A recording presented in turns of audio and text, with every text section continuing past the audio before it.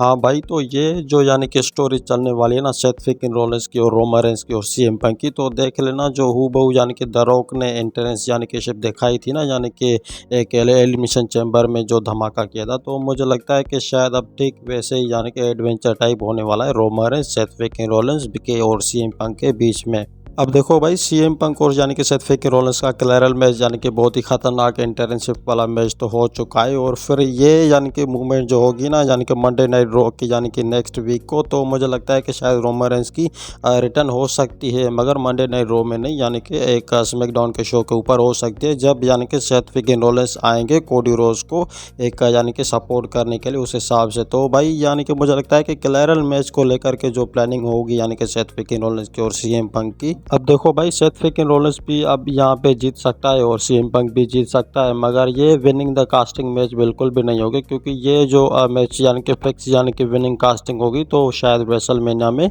हो सकती है, यानी कि मंडे नाइट रॉ में तो भाई परफेक्टली ऐसा कुछ नहीं हो सकता है सीन, यानी कि ड्राफ्ट मैच हो सकती है। और इसके पीछे भाई वजह यही है, कारण यही है, क्योंकि देखो भाई इन दोनों में से जो भी एक बंदा जीत गया तो हो सकता है कि वो रेसलमेनिया में ना जा सके, तो इस हिसाब से जो इन दोनों की मैच होगी क्लैरल मैच, तो वो एक ड्राफ्ट मैच हो जाएगी इस हिसाब से। और जब रोमन रेंस की वापसी की रिटर्न की बात करें तो शायद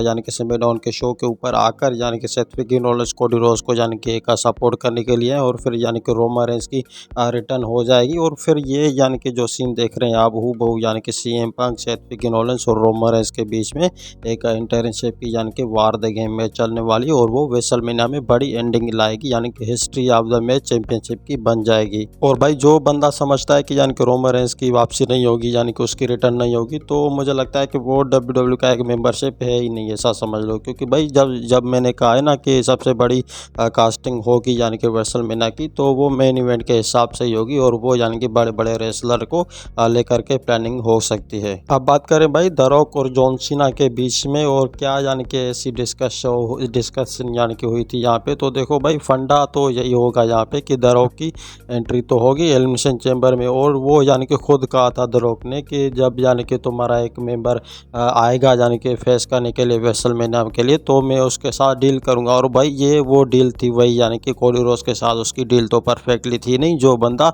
एलिमिनेशन चैम्बर जीतना चाहता था ना, तो यानी कि द रॉक की जो डील थी तो वो उस बंदे के साथ थी, यानी कि जॉन सीना के साथ थी। पर भाई मैं ये सोच रहा हूँ कि कोडी रोड्स को ऐसा रियलाइज क्यों नहीं हुआ। अब देखो भाई, क्योंकि शायद हो सकता है कि इसके पीछे भी कोई एक वजह हो सकती है, मगर शायद अब जो पॉसिबल भी नहीं हो सका है, तो यानी कि द रॉक ने जो है पॉसिबल भी वो यहाँ पे काम कर दिया। अब देखना ये है कि वार द गेम में जो है कौन से बंदों के बीच में होती है। अब देखो भाई यानी कि चैंपियनशिप जीतने की बात करें तो यहाँ पे जॉन सीना एकदम से एक लूज यानी कि टाइटल फेल यानी कि हो सकता है इस हिसाब से, क्योंकि उसको जो है ना बहुत ही हेट मिली है इस क्राउड के बीच में, जब यानी कि कोडी रोड्स के ऊपर जॉन सीना ने अटैक किया था इस तरीके से। अब बात करते हैं भाई जॉन सीना की मैच होगी या नहीं होगी यानी कि रेसलमेनिया में कोडी रोड्स के साथ, तो मैंने आपको बताया था ना कि एक डील हो चुकी है द रॉक की, और वो जॉन सीना के साथ हो चुकी है, और वो ये एलिमिनेशन चैम्बर जो जीता था यानी कि जॉन सीना, तो वो पीछे हट सकता है इस हिसाब से, क्योंकि द रॉक शायद आ सकते हैं उसके अनडिस्प्यूटेड डब्ल्यूडब्ल्यू चैंपियनशिप के